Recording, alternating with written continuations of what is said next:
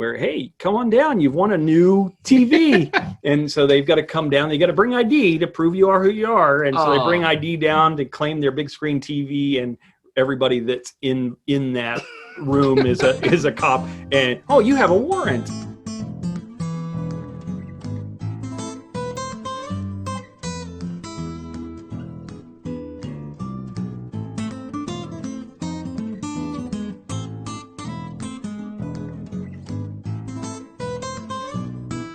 In this episode of Cream and Sugar, we talk about real lighthearted, something good news, something a little sweet, and you found a little story. I found one. This is kind of neat. So this is from, if you want to hear some good news, go to the Good News Network. We need more good news. We need more good news.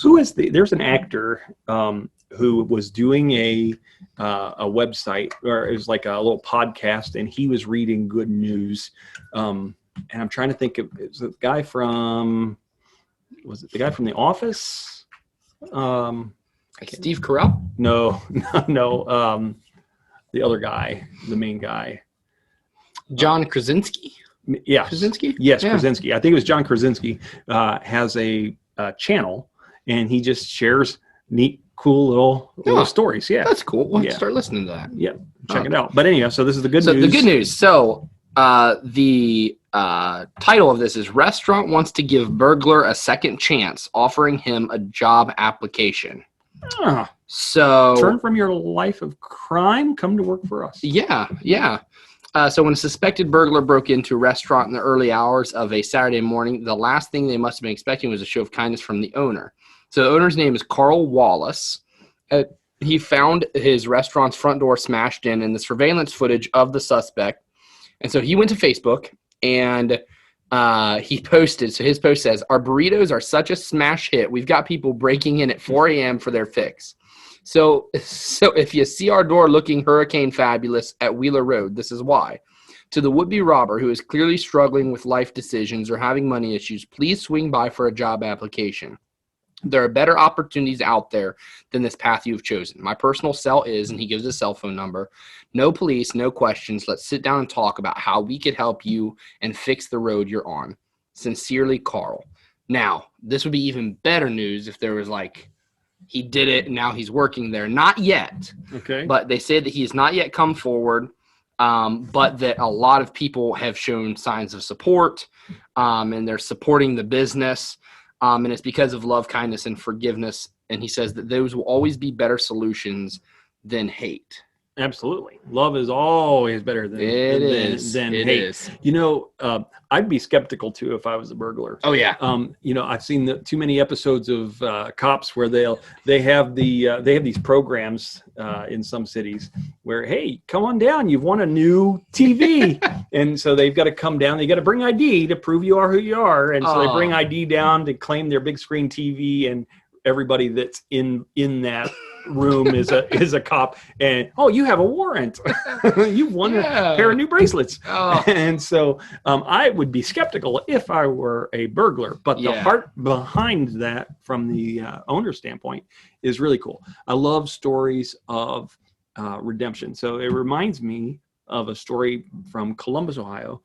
Several years ago, there were some teenagers who were taking big rocks, and their objective was to smash windows in cars. Oh, yeah. I remember that. And there was a man who was driving, and they tossed the rock down, and it actually had gone through his windshield, and it did some serious damage to him, almost killed him. It permanently disfigured his face, blinded him. And the reason I knew about this story was because, and this man was a pastor, but they were on a local Columbus TV station. The man who was injured was doing an interview, and next to him was the kid who tossed the rock.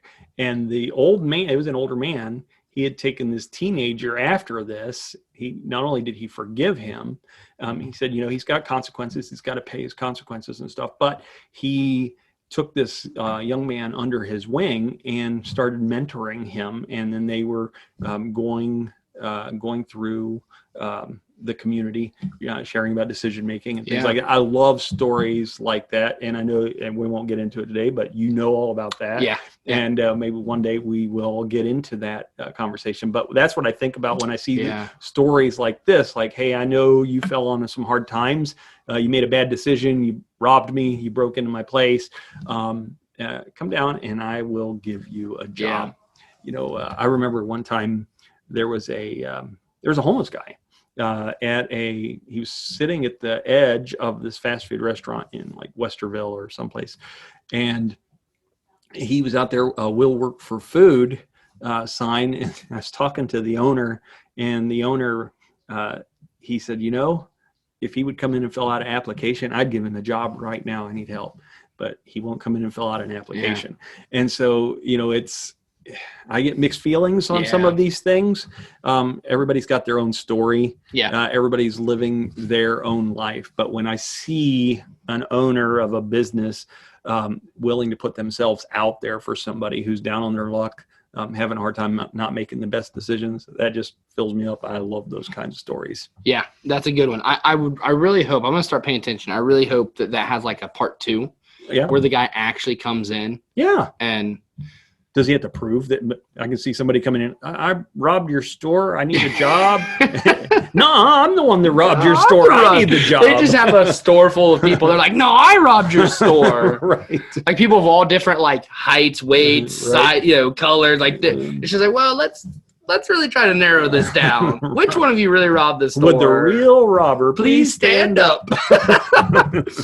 Hey, I have another one. I have another good one. I forgot about this. Oh, please do. Can we go a little bit longer? Oh, no, we can't share more than one piece of good news. Not one piece. Okay. So this kind of this is kind of a neat story. So what we've said before, I wash windows as my full-time job. We were at a restaurant in Mansfield and washing windows.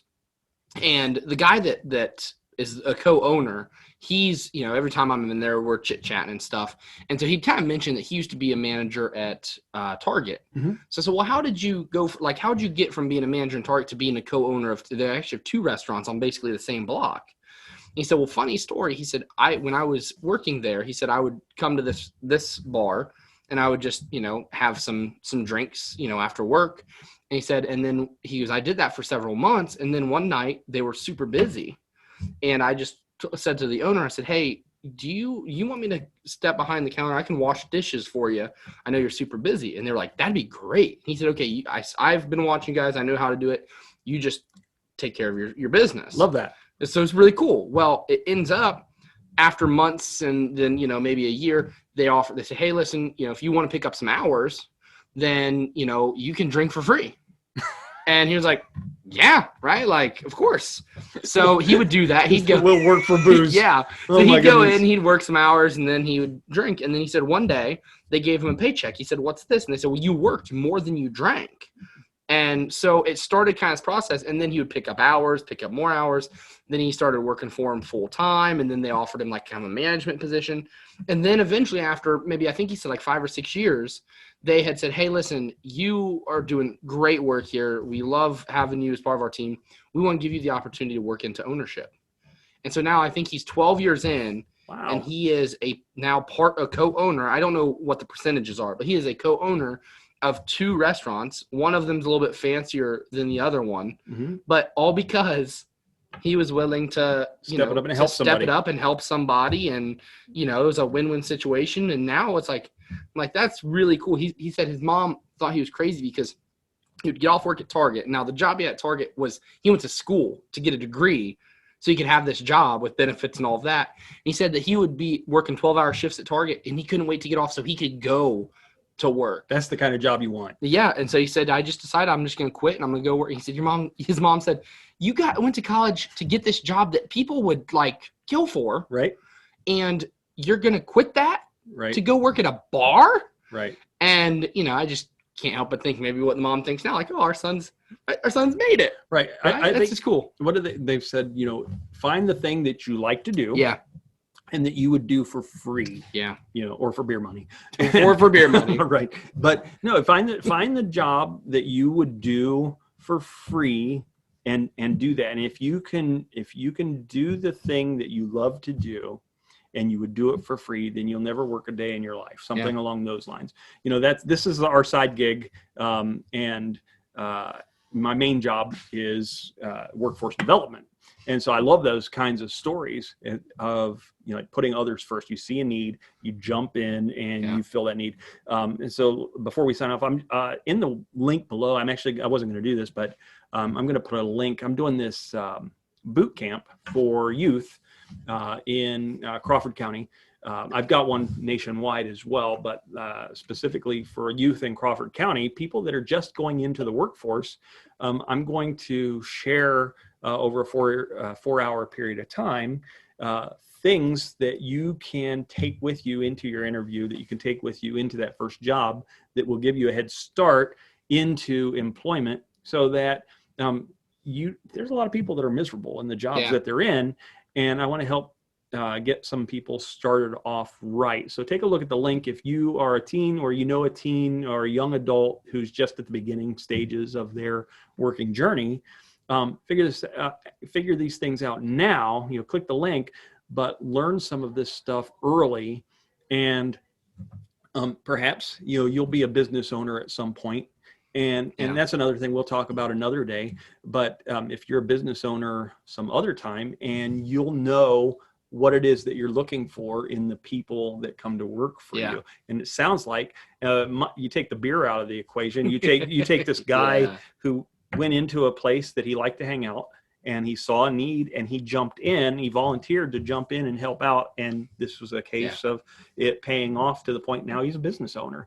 And so I just want to click the link, see if there's something there that strikes your fancy, and that's my contribution to Cream and Sugar this week. I like it. Hey, this has been Coffee with Dwayne and Jesse. I'm Dwayne. I'm Jesse. Be well. Do good. Drink good coffee.